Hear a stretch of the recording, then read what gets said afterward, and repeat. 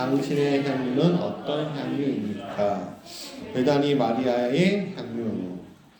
자, 오늘 첫 번째 이야기입니다. 원래 이게 두가 한 번에 다 하려고 했는데 하다 보니까 내용이 길어져서 두 번에 걸쳐서 얘기하려고 해요. 그러니까 요거 오늘 설교를 좀 잘 들으셔야지 또 다음 주 설교도 이어지는 겁니다. 여러분, 그 성경에는요 비슷해 보이지만 성격이 전혀 다른 사건들이 존재해요. 예. 그러니까 많은 사람들이 헷갈려하는 사건 중에 하나가 바로 향유 옥합 사건이에요. 일반적으로 이 사건은 예수님의 생애에 2번 이상 일어난 사건입니다. 사실 이게 2번이라고 이야기할 수 있고 3번이라고 얘기할 수도 있어요. 왜냐면 첫 번째는요, 오늘 본문 요한복음 12장에 나오는 나사로의 누이 베다니의 마리아 의 향유 옥합 사건이 있어요.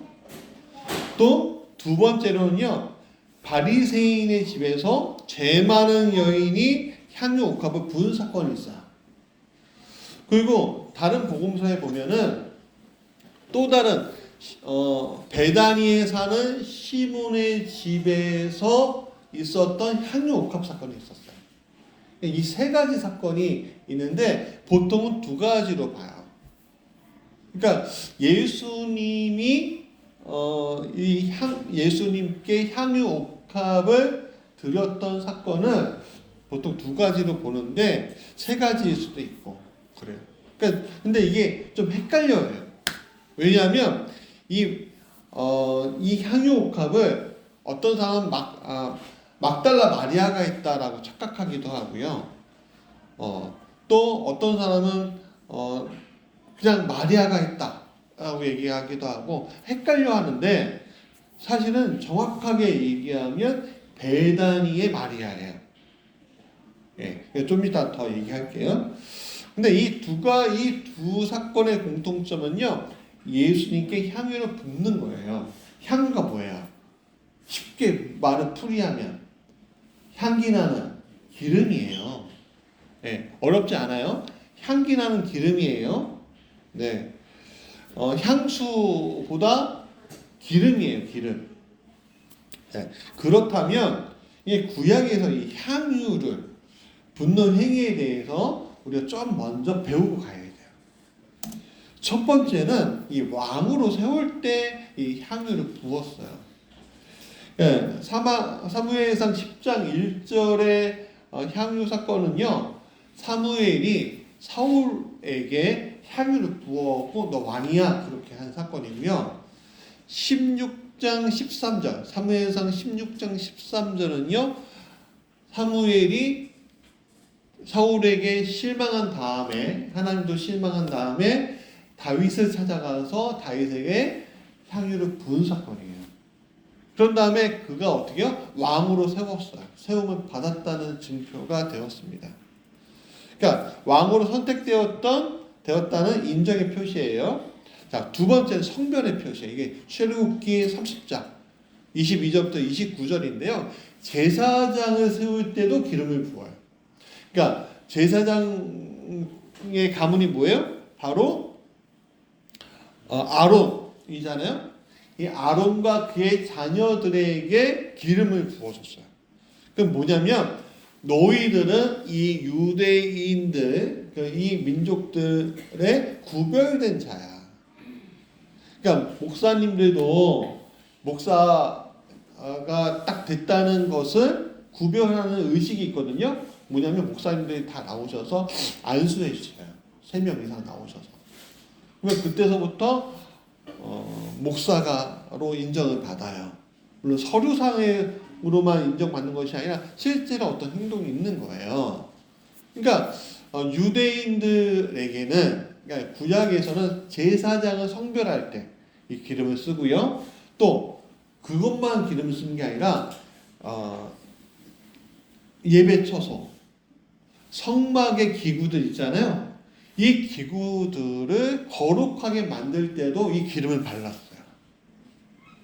그러니까 만약에 이 강대상 있잖아요. 이 강대상의 위에 뭐가 있어요? 마이크 있잖아요. 그러니까 옛날 같았으면 기름을 싹 바르는 거예요. 아니면 뭐 향수라도 뿌리는 거야. 그래서 이거는 구별된 거야. 이렇게 얘기한다는 거죠. 네. 세 번째는 후계자를 세울 때 기름을 부었어요.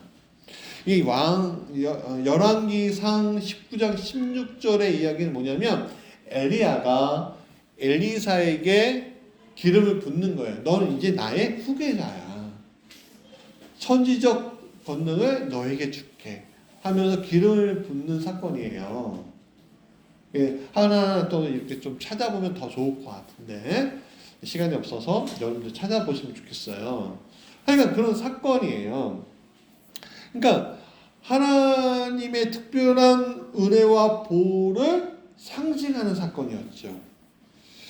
그래서 이 모든 것들은요, 이제는 어떤 하나님의 신성한 임재가 이 기름 부음의 사건을 통해서 오늘 이 자리에 또 너희에게 임하고 있다라고 보여주는 겁니다. 특히 이 메시아라는 말 알죠? 예수님은 뭐예요? 구약에서 뭐예요? 메시아라고 불리잖아요.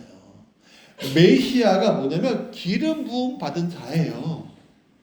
네. 기름 부음 받은 자예요. 그러니까 기름 부음은요, 이 메시아적인 상징을 내포하고 있는 거예요. 네. 그래서 기름 부음 받는 행위, 그러니까 향유를 받는 행위는요, 유대 사회에서는 특히 성경 안에 있는 구약의 이야기에서는요, 굉장히 특별한 행동이었던 거예요. 그냥 기분이 좋으니까 나는 하는 게 아니에요. 그러면 이 기름 부음의 의미를 좀 우리가 바탕으로 해서 우리가 요한복음 12장 한번 봅시다. 예. 자, 이 베다니의 마리아에 대한 이야기 좀 해볼까요? 자, 여러분 베다니의 마리아라는 말은 처음 들어봤을 거예요. 예. 그래서 사람들이 헷갈리는데 성경에는요, 이 마리아라는 이름이 굉장히 그러니까 많이 나오면서도 많이 나오는데 그거 왜냐면 흔한 이름이었어요. 예, 흔한 이름. 요즘에 흔한 이름 많잖아요, 그렇죠? 예. 가온이라는 이름 되게 특별하잖아요, 그렇죠? 근데 생각보다 요즘에 가온이라는 이름 굉장히 많이 쓰잖아요. 나은이도 그렇지. 꼭 친구 중에 나하고 같은 이름이 거의 있어요. 성은 다를 수도 있어도. 그것처럼 이 마리아나 이름은 되게 보편적인 이름이에요. 성경에 나오는 이름만 해도 자, 이 베다니의 마리아가 있고요. 이 베다니의 마리아는 누구예요? 바로 나사로의 누이였어요. 그 마르다 하고 나사로하고 이 마리아하고 친남매. 그러니까 그래서 베다니의 마리아라고 부른 거예요. 두 번째는 예수님의 어머니가 이름 뭐예요? 마리아. 알죠? 근데 우리 그 마리아를 특별하게 앞에 명칭은 부르죠. 뭐라고 해요? 아베 마리아? 맞아. 아베 마리아. 예, 동정녀 마리아라고 하잖아요. 그렇죠? 그리고 일곱 귀신 들렸다가 치료받고 예수님의, 이거 되게 헷갈려 하는데, 예수님의 부활을 처음으로 본 여자가 있어요. 그게 바로 막달라 마리아예요. 그러니까 우리는 되게 헷갈려 하는 게 이 베다니의 마리아가 예수님의 부활을 본 줄 아는데 그렇지 않아요. 막달라 마리아라는 또 다른 마리아가 예수님의 부활을 본 거예요. 그럼 오늘 다시 집중해 보면 오늘 이 향유 옥합 사건의 주인공인 베다니의 마리아에 대해서 우리가 좀 이야기하려고 해요. 아까 전에 말씀드렸죠? 이 베다니의 마리아는 누구의 친동생이라고요? 나사로와 또 누구요? 마르다의 동생이에요. 예. 예수님의 장사를 준비한 여성으로 향유 옥합 사건을 얘기할 때 나오는 여자예요. 근데 이 마리아가 예수님께 향유를 부은 이유는 의도적으로 예수님의 죽음을 예비하기 위한 것이었을까요? 절대로 아니었어요. 그렇다면 왜 마리아가 예수님께 향유를 부었을까? 라는 의문을 좀 오늘 본문을 보면서 좀 알아야 돼요. 그래서 제가 어저께 성경을 아이들하고 같이 읽어주세요 라고 이야기한 이유가 있어요. 왜냐면 이게 좀 자세하게 들어가야 돼요. 왜 마리아는 예수님께 향유를 부었을까? 그것은요, 요한복음 11장에 잘 기록되어 있어요. 우리 성경 한번 살짝 보세요. 무슨 사건이에요? 바로 죽었던 나사로가 부활한 사건이에요.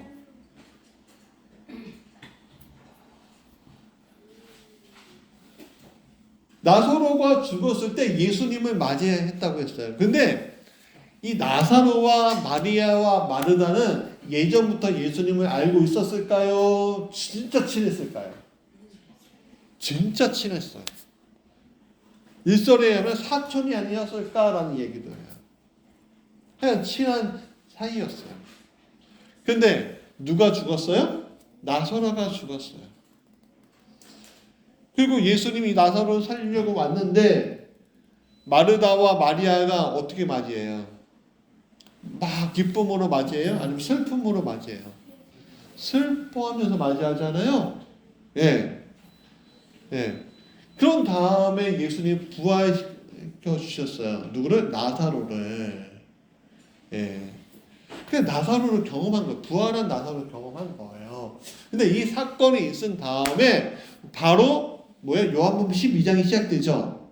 근데 요한복음 11장하고요. 이 사건하고 12장의 사건하고 바로 이어지는 게 아니에요. 간격이 있어요. 한 몇 주간의 간격이 있어요. 그러니까 우리는 사건이 이어지니까 그 다음에 바로 잔치가 열렸나 보다라고 생각하는데 그렇지 않아요. 몇 주간의 간격 사이에 이제 있는 거예요. 그때는 뭐 했냐면 예수님께서 그 몇 주간의 사이에 다시 갈릴리로 가셔서 이제 자신의 죽음을 예비하고 계셨어요. 그래서 언제를 기다렸냐면 바로 유월절 축제를 기다리고 있어요. 이번 유월절 축제, 그러니까 예수님의 생애 그러니까 예수님의 사역의 생애가 3년인데 이 사역 생애 3번의 유월절은 그래서 이 유월절은 마지막 유월절이에요. 이 유월절 때 어떤 일이 일어나요? 바로 십자가 사건이 일어나는 거예요.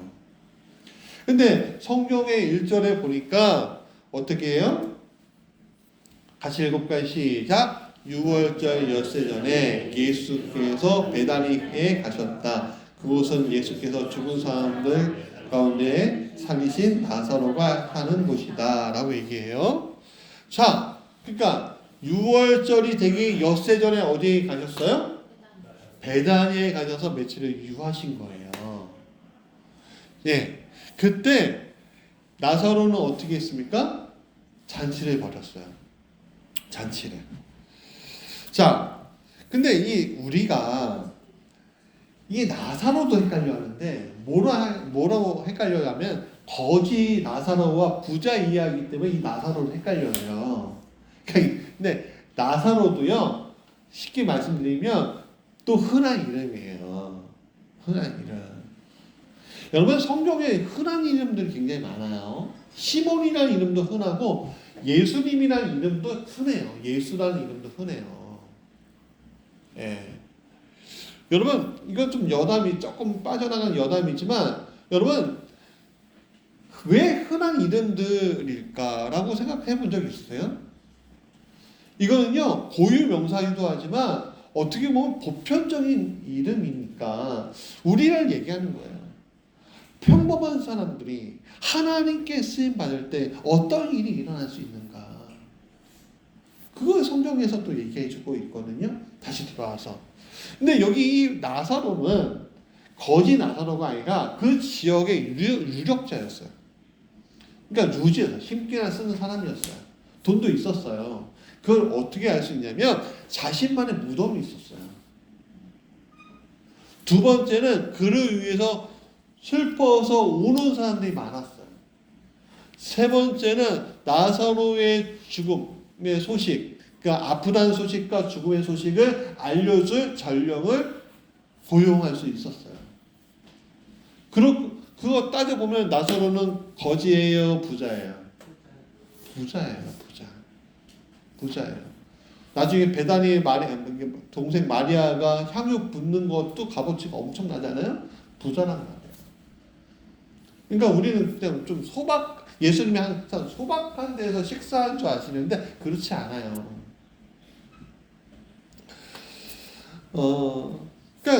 그러면 예수님께서 나사로의 집에 방문한 이유는 무엇이었을까?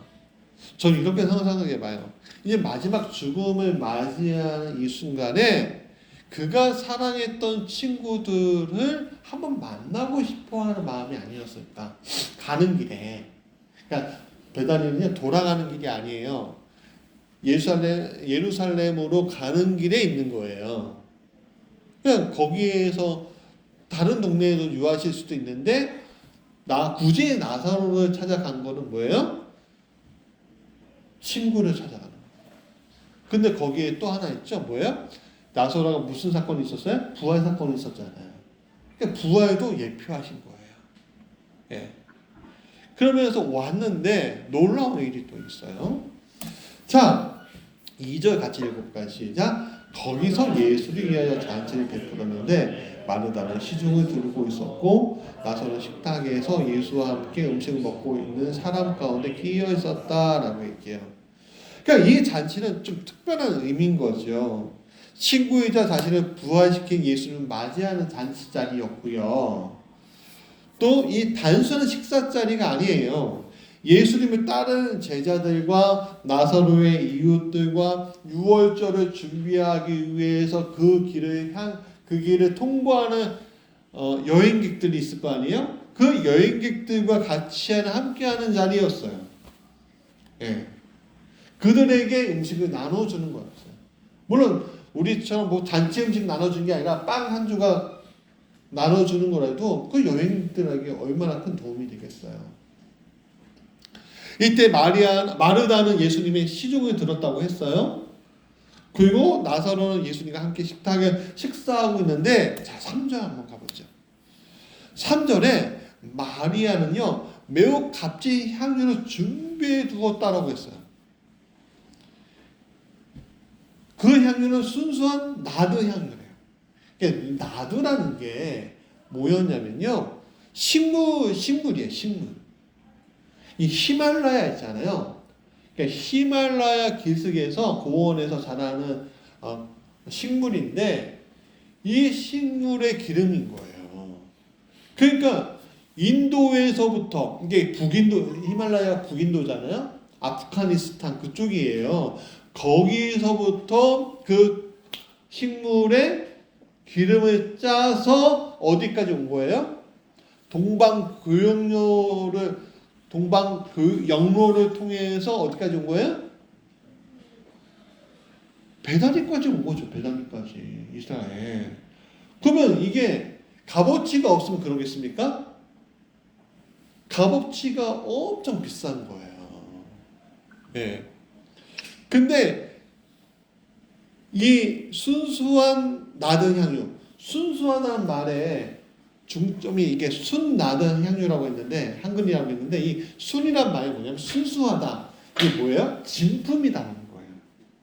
네. 짝퉁이 아니에요. 그러니까 물탄 그런 나드가 아니야. 그냥 진품이야. 엑기스야라고 얘기하는 거예요. 엑기스.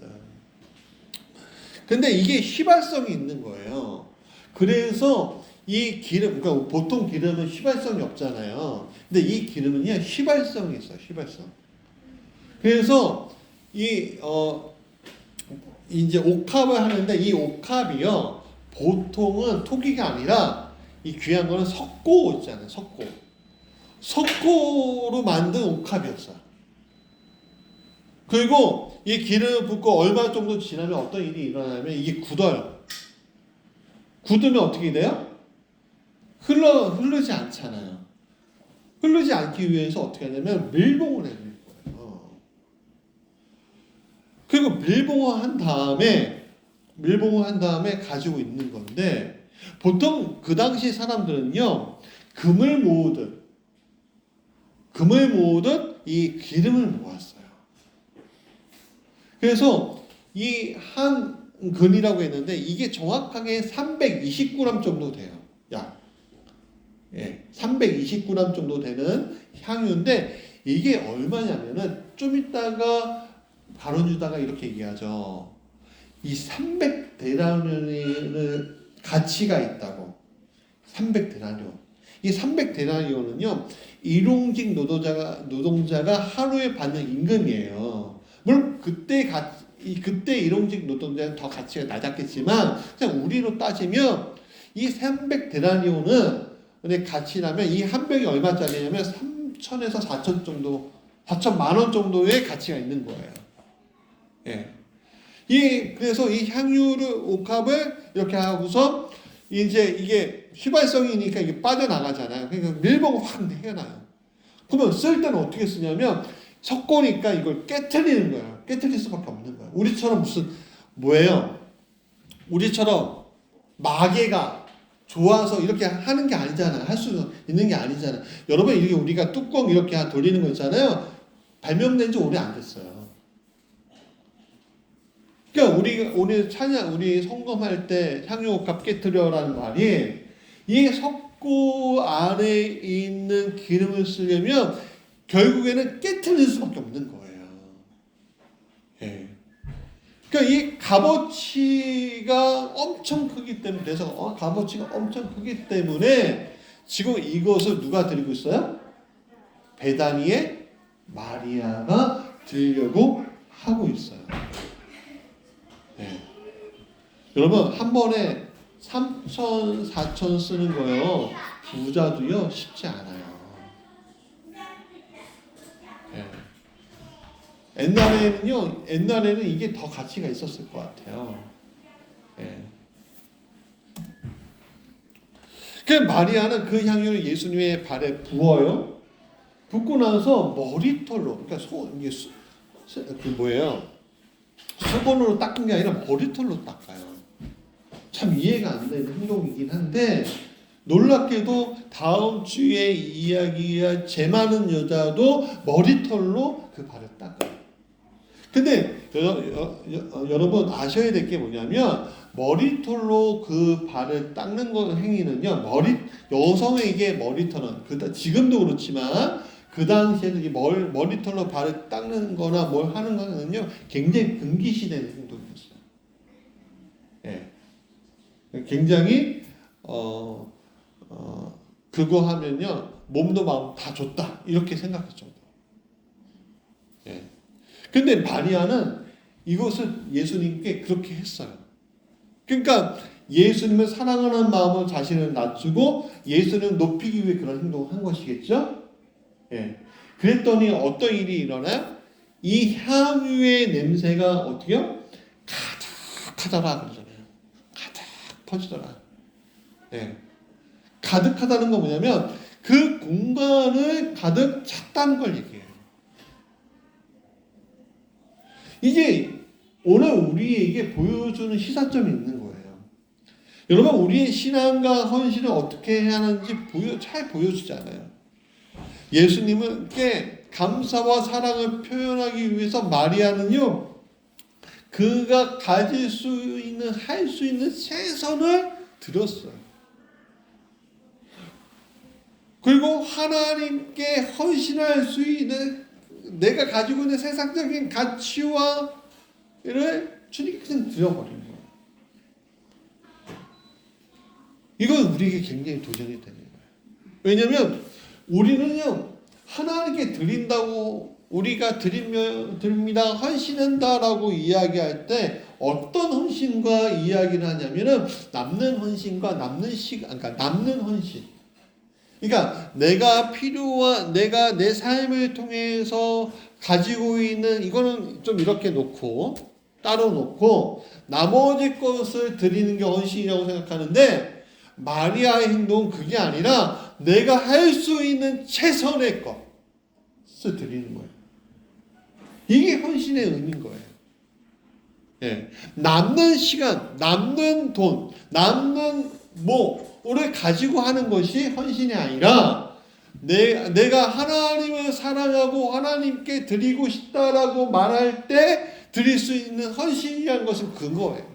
전부. 그래서 마리아는 이 3천만 원에서 4천만 원 되는 향유만 드린 것이 아니라 자기의 머리털로 그 발까지 닦으면서까지 드린 거예요.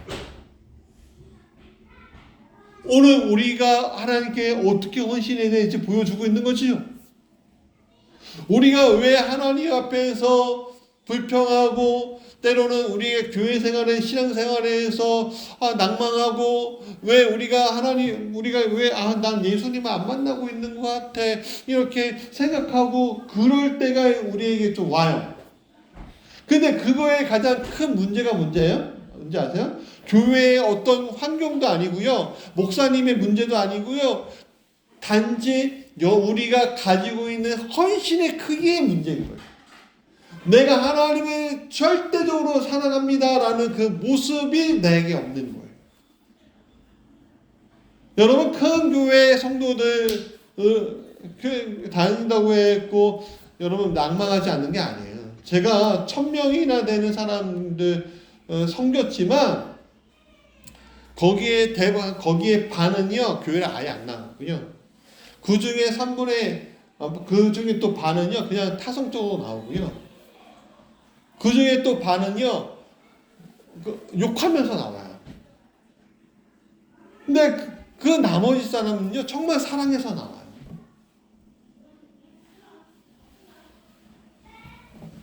그 사랑해서 나오는 분들 보면요 모든 것을 다 드릴 준비가 되어 있는 사람이에요. 그럼 그분들에게 불만이 없어요. 왜? 내가 사랑으로 나머지를 채우면 되잖아요. 그게 바로 마리아가 자신의 체면을 버리고 사랑과 헌신의 행동을 보여준 거예요. 이게 오늘 우리가 배워야 할 지점이라는 거죠. 여러분, 하나님께 헌신할 때 타인의 것들도 타인의 평가나 체면을 신경 쓰지 마세요. 마음을 다해 행동하시는 게 중요한 거예요. 그 사랑과 감사의 마음으로 그냥 간직하는 거로만 가는 것이 아니라 가장 중요한 건 행동하는 거예요. 그때 그 가치가 큰 거예요.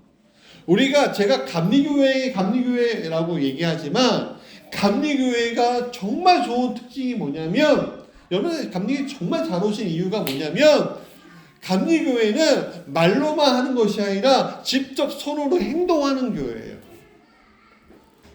세상에 그래서 개인의 구원과 사회의 구원까지 같이 가려고 하는 게 이 감리교단의 특징이에요. 그래서 영국 사회를 변화시킨 거예요. 피 한 방울 없이. 자, 그러면 이렇게 마리아가 이렇게 헌신했잖아요. 모든 걸 다 드리는 돈도 내 마음도 내 체면까지 다 드리는 헌신했잖아요. 근데 이 헌신이 마리아를 자신이 생각지도 못한 곳으로 자신을 이끄는 초대장이 되어버려요. 그럼 어떤 초대장이냐? 두 명의 인물을 통해서 우리가 볼 수가 있어요. 첫 번째 이름은 바로 가룟 유다예요. 이 가룟 유다는 이 마리아의 이런 헌신, 이 3천만 원, 4천만 원 정도 되는 이 향유를 깨뜨리고 저렇게 하는 헌신을 보면서 이렇게 얘기해요. 이 향유를 팔아서 가난한 사람들에게 주면 가난하게 주면 얼마나 좋겠냐. 이걸 왜 낭비하냐 그러는 거예요. 근데 이런 모습에 성경의 저자 요한은 이렇게 얘기해요. 그가 이렇게 말한 것은 가난한 사람들을 위한 그런 것이 아니라 그는 도둑이어서 돈자를 맡아 가지고 있으면서 거기에 든 것을 훔쳐내고 하였기 때문이야. 여러분, 사도 요한의 그 비평가는 조금 우리가 생각해 두고서 좀 이게 오늘날로 좀 해석을 해보자고요. 가룟 유다는요 굉장히 현실적인 감각이 있는 사람이에요. 그러니까 그가 동계 맡은 자, 재정부장, 회계가 된 거예요. 그는 신뢰만한 사람이었고 똑똑한 사람이었고 잘 관리할 줄 아는 사람이었어요. 그래서 예수님이 신뢰해서 주신 거잖아요. 그 자리를. 예? 그렇지 않습니까? 그런데 이 가룟 유다는 굉장히 인간적인 현실 감각과 그럴듯한 이유를 가지고 있으면서 말한 거지만 그 속에는 하나님의 계획을 가로막는 영적인 의미가 있는 거예요. 그러니까 마리아의 헌신은 그냥 단순한 낭비야. 오히려 가난한 자를 돕는 게 더 현실적이고 또 정치적인 이유가 있어요. 왜냐하면 자, 예수님이 어디로 향해 가요? 예루살렘을 향해 가잖아요. 그러면 예루살렘에서 누구를 만나야 돼요? 예수를 죽이려고 하는 종교 지도자들, 기득권 세력들을 만나야 돼요. 그러면 그들의 세가 강해요? 아니면 예수님의 세가 강해요? 그들의 세가 강하죠. 근데 이 300데나리온은 이 데나리온씩 사람들한테 300명이겠죠, 보세요. 그 가족이 하루를 책임질 수 있게끔 해줘 보세요. 왜냐하면 보세요. 이 사람들이 이방객들과 뭐 사람들이 어딜까요? 예루살렘으로 그냥 가고 있는 거예요. 노동하지 않고 있어요. 그냥 시간을 뭐예요? 소비하고 있는 거예요. 그냥 자기 돈 까먹으면서 가고 있는 거예요.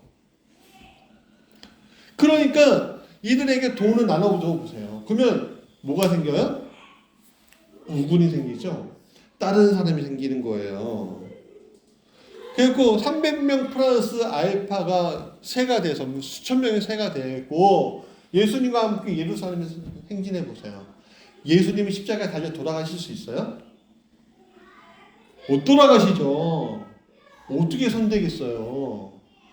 예수님이 예루살렘에서 활동하실 때 그 주변에 있는 사람들 때문에 두려워서 손도 못 댔잖아요. 그 사람들이 예수님이 300명, 1000명 된 사람들 둘러서서 있는데 어떻게 잡아요? 못 잡죠.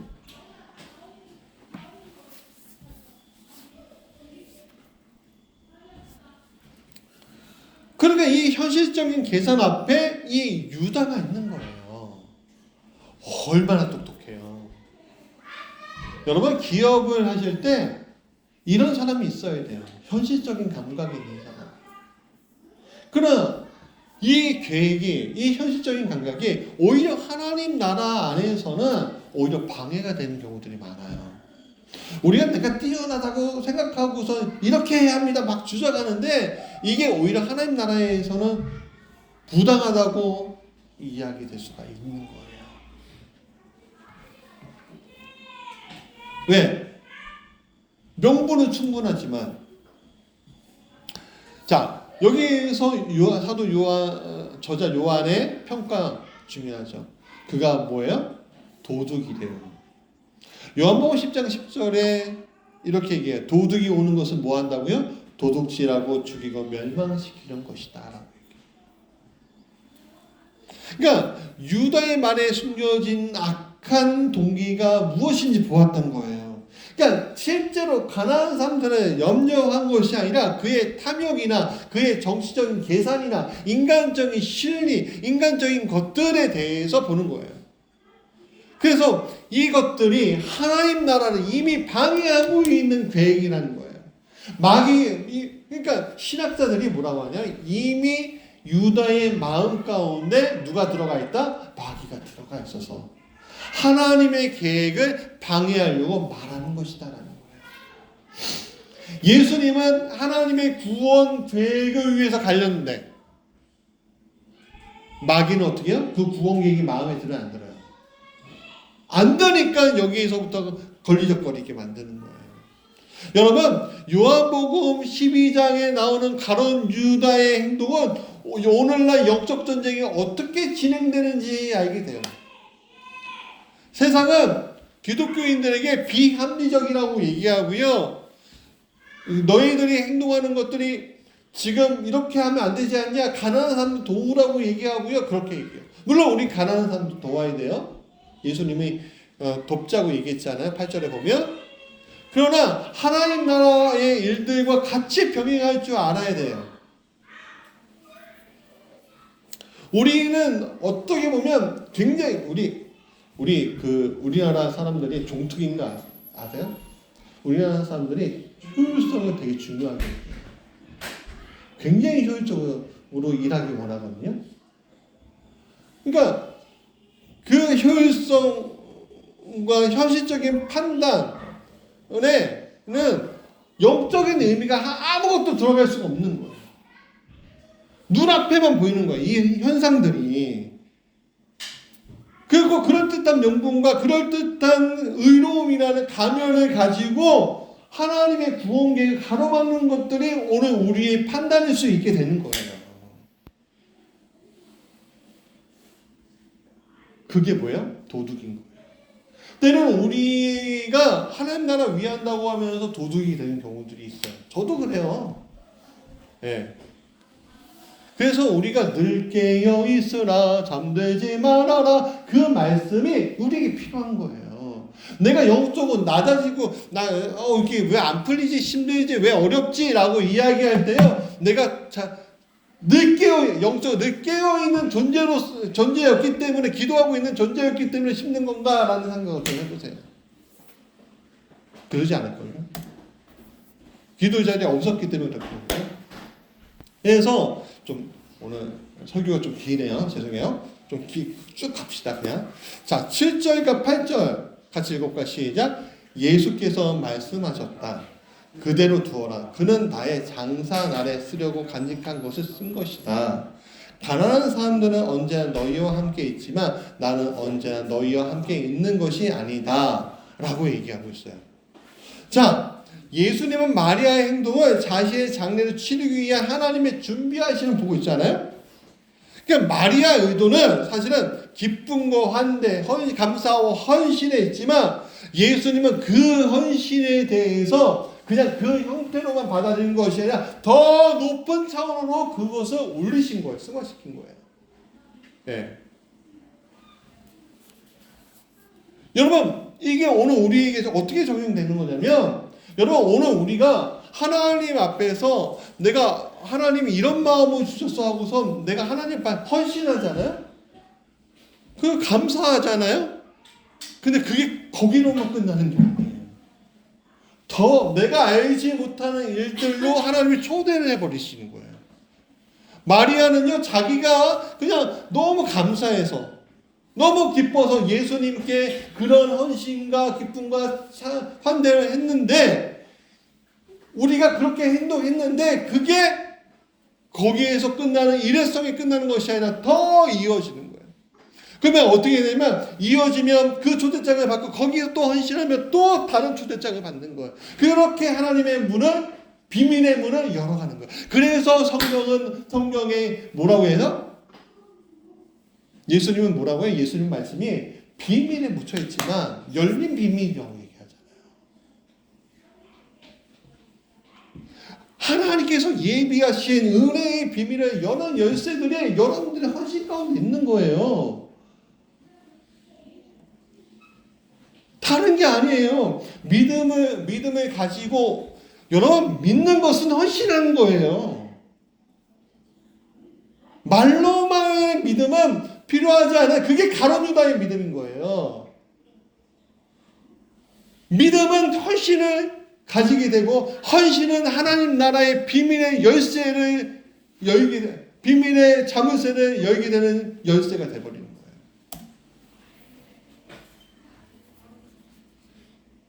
마리아의 헌신을 통해서 하나님께서 이미 예수님의 죽음과 부활을 준비하고 계셨음을 보여주고 있죠.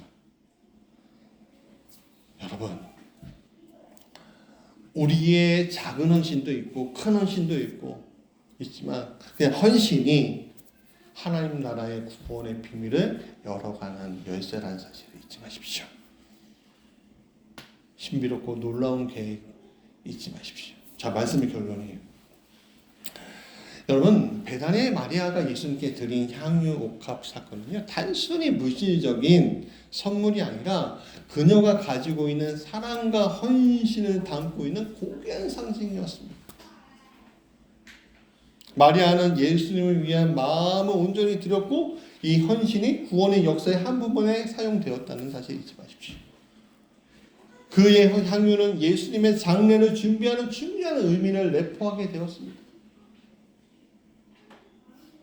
다른 사람들은 아무 생각이 없었어요.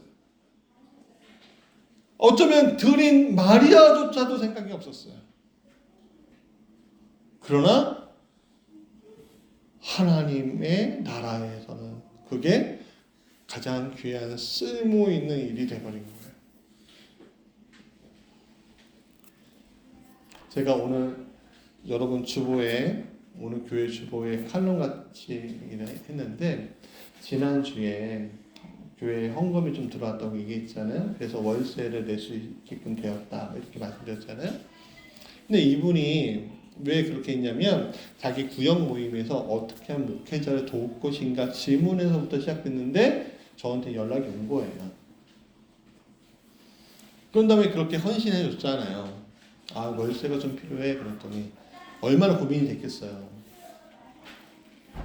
그래서 자기가 생각한 처음 그것을 그대로 드렸는데, 근데 얼마 있다가 저한테 이 친구가 기도 문자를 별로 안 보냈는데, 이 집사님이 기도 문자를 보냈는데, 장문의 기도 문자를 보냈는데, 내용은 안성 모모 병원에 병원장으로 자기가 제의를 받았다는 거예요. 그 소화기내과 의사 선생님인데, 근데 그분이 40대 초반이에요. 제가 청년부 전도사할 때 만난 친구인데, 뭐예요? 그래서 두렵고 떨리는 마음으로 기도해달라고 문자 보낸 거예요. 장문의 문자로 보내드렸는데, 여러분 보세요. 그가 하나님 마음을 따랐더니 뭘로 응답해 주세요? 자기도 알지 못하는 세계로의 초대장을 받게 되잖아요. 이 짧은 순간에. 그럼 여러분에게 이 짧은 순간에 하나님은 어떻게 말씀하실까요? 여러분들께 어떤 헌신을 요구하실까요? 헌금 내라고요? 아니에요. 마음은 안 드리고 헌금 내는 분들도 굉장히 많아요. 그럼 마음만 드리겠다고요? 아니요. 마음만 드리는 것은 말로만 하는 거나 마찬가지예요. 가보의 두렙도는 높게 평가하셨잖아요. 그럼 뭘 어떻게 헌신해야 돼요? 우리의 모든 것을 어떻게 헌신할 것인가에 대한 질문을 여러분들 해야 되는 거예요. 그때 내가 지금 왜 오늘 내가 막혀있지? 왜 영적으로 막혀있지? 왜 내가 하나님 못 만나고 있지? 내가 왜 하나님과의 그 만남에 대해서 주저하고 있지? 그것들이 열리는 열쇠가 여러분에게 주어지는 거예요. 사랑하는 여러분, 이 베다니의 마리아의 향유 옥합 사건처럼 오늘 모든 것을 한번 주님 앞에 드릴 수 있는 마음의 준비를 하고 또 실천할 때가 왔을 때 결단할 수 있는 여러분 되시기 바랍니다. 그러면 여러분이 생각지도 못한 일들로 응답하실 거예요. 그럼 그 자리에서 또 그렇게 헌신하십시오. 그러면 더 다른 일들이 일어날 거예요. 그것이 오늘 베다니의 마리아가의 향유 옥합 사건이 주는 우리의 교훈입니다. 그 믿음이 오늘 무지개교회 모든 성도들 위해 있기를 간절히 축원합니다. 우리 결단 찬양과 찬송 기도하겠습니다. 오늘 좀 늦게 끝나서 죄송하지만 다시 기도합시다. 찬양.